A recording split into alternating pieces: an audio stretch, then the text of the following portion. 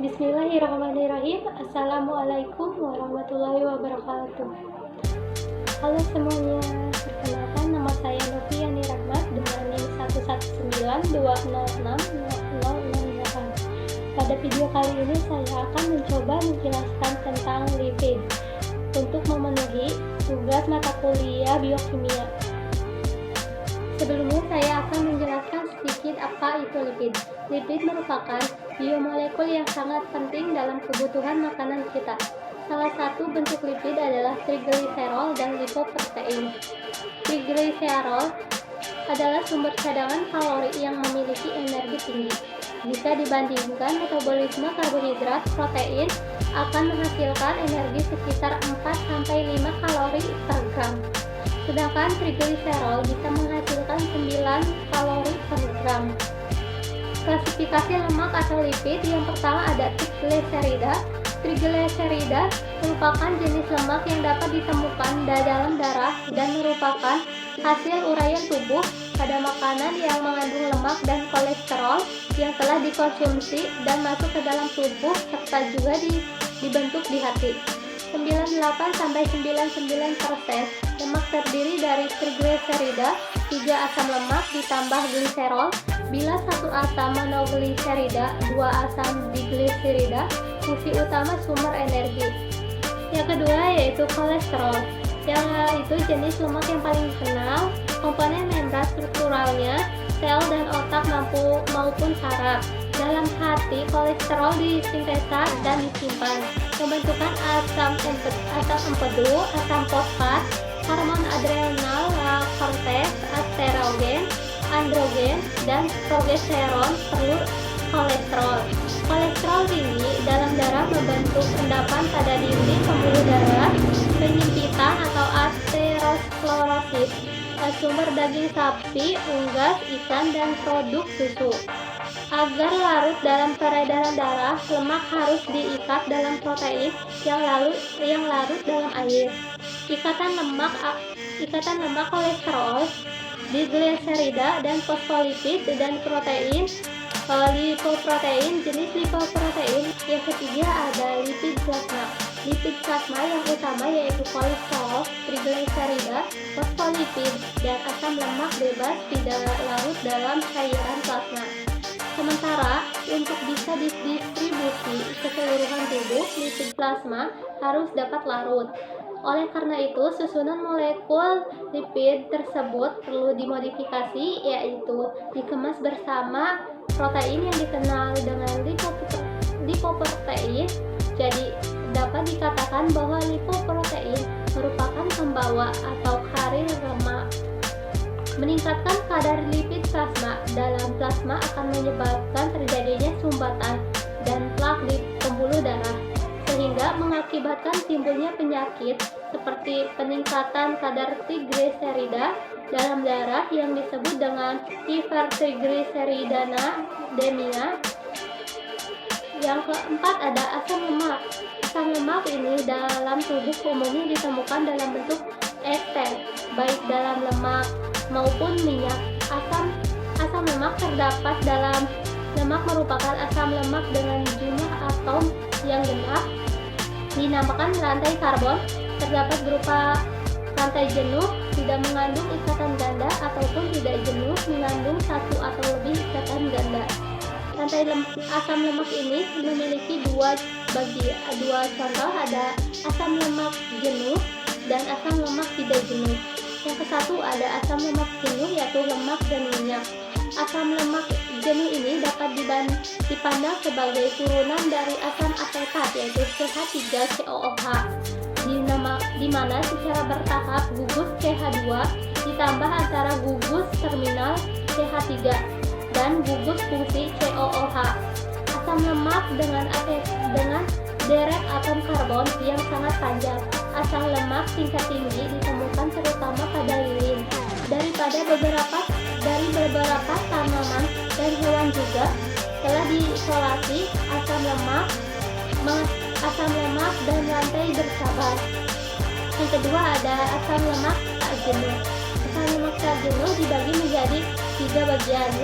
Yang ke satu ada asam lemak tunggal yaitu monosaccharide fatty acid mengandung satu ikatan ganda. Yang kedua ada asam lemak tidak jenuh ganda yaitu polyunsaturated fatty acid mengandung dua atau lebih ikatan ganda. Dan yang ketiga ada eicosanoid merupakan turunan dari asam lemak polyenolat rantai 20 eicosanoid terdiri dari prostanoid, leucoriene, dan lipoksin. Termasuk di dalam prostanoid adalah prostaglandin, prostacyclin, dan tromboxan. Selanjutnya, fungsi lipid tergantung pada struktur kimianya. Beberapa jenis lipid mempunyai jumlah terbatas pada sel organisme, memiliki fungsi sebagai kofaktor, elektron carrier, pigmen mengabsorpsi cahaya, ujung hidrofobik protein, agen pengemulsi, dan hormon dan messenger interseluler. Sebagai bentuk umum, lipid yang berfungsi sebagai cadangan makanan, minyak, dan lemak memiliki bentuk sebagai asam lemak dan derivatnya. Asam lemak merupakan derivat hidrokarbon yang memiliki tingkat oksidasi rendah. Lipid relatif tidak bisa larut dalam air dan bisa larut dalam pelarut nonpolar seperti eter dan kloroprom. Dibagi menjadi dua kelompok yang bersifat polar dan nonpolar. Yang ke satu ada lipid yang bersifat nonpolar, yaitu yang satu ada alkana dan alkena, merupakan hidrokarbon yang tersusun atas lebih dari 36 atom karbon, berbentuk jenuh dan tak jenuh. Hidrokarbon ditemukan pada serum manusia, pada tumbuhan ditemukan dalam bentuk karotenoid. Yang kedua ada lemak alkohol, merupakan alkohol alifatik dengan hidrokarbon jenuh dan tak jenuh dengan panjang 6-26 atom karbon. Yang ketiga ada lilin, merupakan ester dari asam lemak dan alkohol rantai panjang. Yang keempat ada sterol, ditemukan pada tanaman yaitu fitosterol dan hewan kolesterol. Yang kelima ada tokoferol, merupakan vitamin E yang ditemukan pada sumber minyak. Yang keenam ada trigliserida, tersusun dari gliserol dan asam lemak. Kelompok lipid yang bersifat polar umumnya penyusun membran sel yang bersifat larut air. Golongan lipid polar antara lain yang ke satu ada fosfolipid, yang kedua ada glikolipid, yang ketiga ada fetolipid.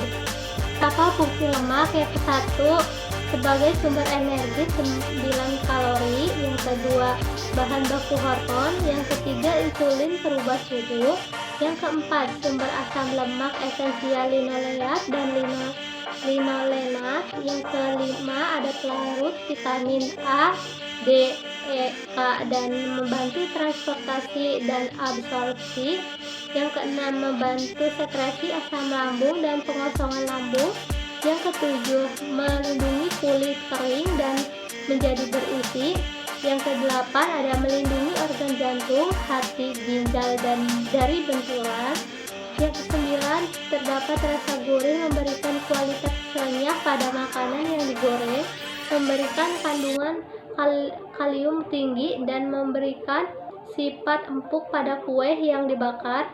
Yang ke-10 cadangan energi dalam bentuk jaringan lemak yang ditimbun di tempat-tempat tertentu.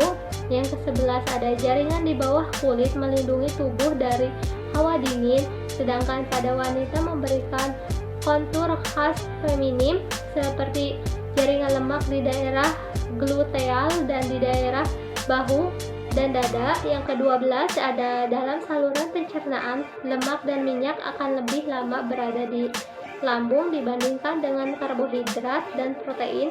Demikian juga proses penyerapan lemak yang lebih lambat dibandingkan unsur-unsur lainnya. Menurut sumbernya, kita dapat membedakan lemak tersebut dua sumber, yaitu ada lemak nabati dan lemak hewani. Yang pertama, lemak nabati berasal dari tumbuh-tumbuhan, sedangkan pada lemak hewani berasal dari hewan seperti pada contohnya ikan, susu, dan telur. Kedua jenis lemak ini berbeda dalam jenis asam lemaknya yang menyusun. Lemak nabati mengandung lebih banyak asam lemak tak jenuh yang menyebabkan titik cair yang lebih rendah di dalam suhu kamar berbentuk cair, disebut minyak. Lemak hewani mengandung terutama asam lemak jenuh, khususnya mempunyai rantai karbon panjang yang mengakibatkan dalam suhu kamar berbentuk padat. Selanjutnya Lemak berbentuk padat inilah yang disebut lemak atau gaji. Lalu asam lemak ada asam lemak stearat, asam lemak oleat, dan asam lemak linoleat. Selanjutnya ada struktur lemak. Selanjutnya ada struktur fosfolipid. Terima kasih untuk perhatiannya. Wabillahi taufiq wal hidayah. Wassalamualaikum warahmatullahi wabarakatuh.